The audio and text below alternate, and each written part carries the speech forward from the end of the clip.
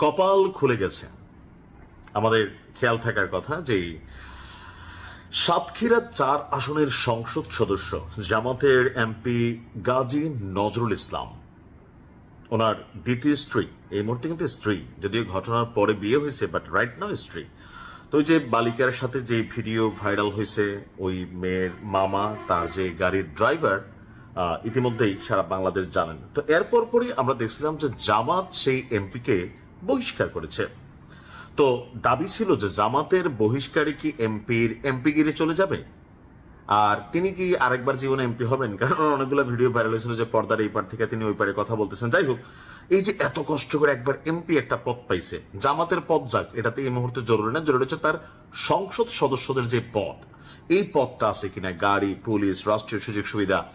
দিন শেষে তার এমপি পদ বাতিল নিয়ে সিইসি অর্থাৎ নির্বাচন কমিশন যেই কথা বলছে, তার আসলে এমপি পদ যাওয়ার সুযোগ নাই। যাইতে গেল এটা বহুত একটা লম্বা চূড়া প্রসেসিং। এই মুহূর্তে তার সংসদ সদস্য পদ বাতিল হবে না। কেন হবে না আসুন দেখি। দলীয় বহিষ্কারের পর তার সংসদ সদস্য পদ থাকবে কিনা যে আলোচনা চলছিল, রাজনৈতিক এবং আইনি আলোচনা, ওই সংসদ সদস্যের বিরুদ্ধে প্রয়োজনীয় ব্যবস্থা নিতে জাতীয় সংসদের স্পিকার ও নির্বাচন কমিশন উভয় দপ্তরে ইতিমধ্যে আপনার চিঠি পাঠিয়েছিল জামাত ইসলাম, অর্থাৎ জামাত ইসলাম তার বিরুদ্ধে ব্যবস্থা নেওয়ার জন্য শক্ত পদক্ষেপ নিয়েছিল। আজকে সকালে নির্বাচন ভবনে সাংবাদিকদের সাথে আলাপকালে বিষয়টি নিশ্চিত করেছেন প্রধান নির্বাচন কমিশনার AM নাসির উদ্দিন সাহেব। আইনি বাধ্যবাধকতার কথা উল্লেখ করে সিইসি বলছেন, জাতীয় সংসদ সদস্যপদ বিরোধ নিষ্পত্তি আইন 1980, অর্থাৎ 1980 সালে এই সংসদ সদস্যদের এমপি পদ বাতিল হওয়া নিয়ে খুব কঠিন কিছু সিস্টেম তৈরি করা হয়েছিল, যেন ভবিষ্যতে তারা কোনো ধরনের ঘটনা করলে দল তাদেরকে চাকবাদ করে দিক, কিন্তু তাদের এমপি পদরা অর্থাৎ স্বর্ণের যে হরিণটা, এটা যেন হাতছাড়া না হয়ে যায়, ক্ষমতার যে জায়গাটা এটা যেন হাতছাড়া না হয়ে যায়। এখন যদি এমপি পদ থাকে, তার বিরুদ্ধে কথা বলাটা খুবই ভয়ঙ্কর হয়ে যাবে।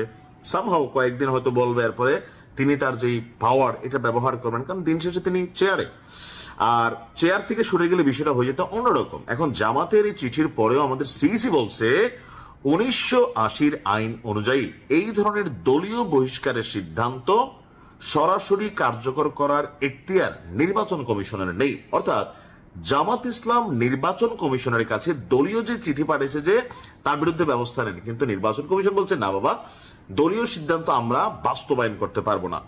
আইন অনুযায়ী কোন সংসদ সদস্যের পদ সংক্রান্ত বিতর্ক বা বিরোধের বিষয়টি আগে জাতীয় সংসদের স্পিকারের মাধ্যমে প্রক্রিয়াভুক্ত হতে হয়। স্পিকার বিষয়টি আনুষ্ঠানিকভাবে নির্বাচন কমিশনে পাঠালে কমিশন তখন উভয় পক্ষের শুনানি নিয়ে পরবর্তী চূড়ান্ত আইনি ব্যবস্থা গ্রহণ করে। সাম্প্রতিক সময়ে রাষ্ট্রপতি নির্বাচন সংক্রান্ত বিষয়ে ভারপ্রাপ্ত স্পিকার হাফিজ সাহেবের সাথে আপনার একটা বৈঠক করেছিল। তো সেইখানে বৈঠক হলেও সাতক্ষীরা 4 আসনের সংসদ সদস্যের এই বিষয়টি নিয়ে সেখানে কোনো প্রকার আলোচনা হয়নি। স্পিকারের কার্যালয় থেকে আনুষ্ঠানিকভাবে লিখিত রেফারেন্স বা আবেদন নির্বাচন কমিশনে এসে পৌঁছালে কমিশন বিদ্যমান আইন অনুযায়ী দ্রুত যথাযথ পদক্ষেপ গ্রহণ করবে। আর এটা বাংলাদেশে যখন ভাইরাল কোনো ঘটনা হয়, 2-3 দিন লাফালাফি হয়, তারপর এটা ধাপাধাপি হয়, থেমে যায়।